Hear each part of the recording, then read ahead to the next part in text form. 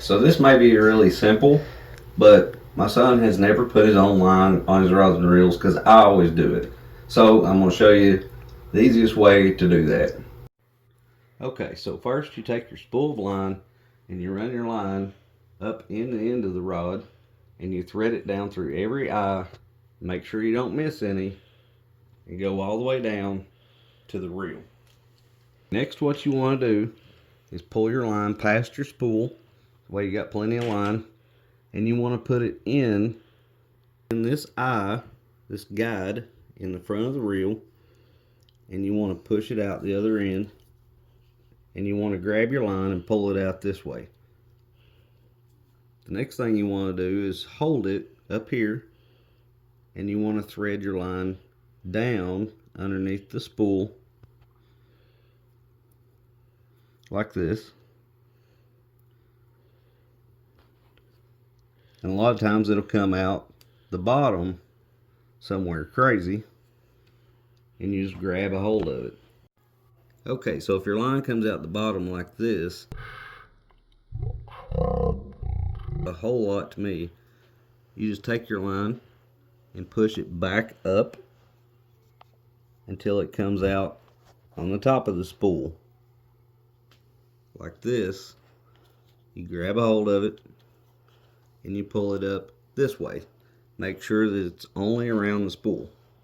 Then you can stick your pinky finger down here, grab the other front part of the line and pull it up so that you can tie a knot.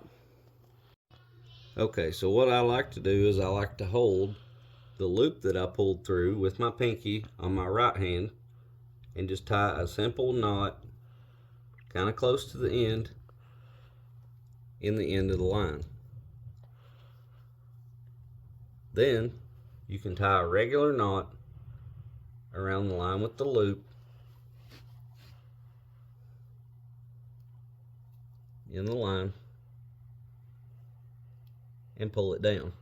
This keeps the line from slipping when you're getting ready to tighten it. Next, what you do is you just pull on your line and the knot will go down around the center of your spool just like this. Then you want to pull out all your slack toward the end of the rod. Okay, the next end up here and hold. You started before I started. Okay, go ahead. 3, 2, 1. Okay, next you want to hold the line, make sure there's tension on it, click the spool over and start tightening up the line and bringing up the slack from your spool. Okay, next thing you want to do is you want to put your spool inside of a tennis shoe. You can crank the line up and the spool stays inside the tennis shoe and doesn't turn sideways. The reason I do it in the tennis shoe and only let the line come off the spool one way is because if you put your spool like this in the floor and the line comes off the top this way, it'll actually cause a twist in your line and it'll mess up and you'll have backlash issues when you go to use your reel. So you always want to put it like this. Sometimes people use a screwdriver and just put it through the center of the spool. This works on the skinny spools and these spools. And you can actually set it in here like this in the shoe if you want. The screwdriver adds a little extra weight, but I always use a tennis shoe because you always have a tennis shoe with you and it keeps your spool this way.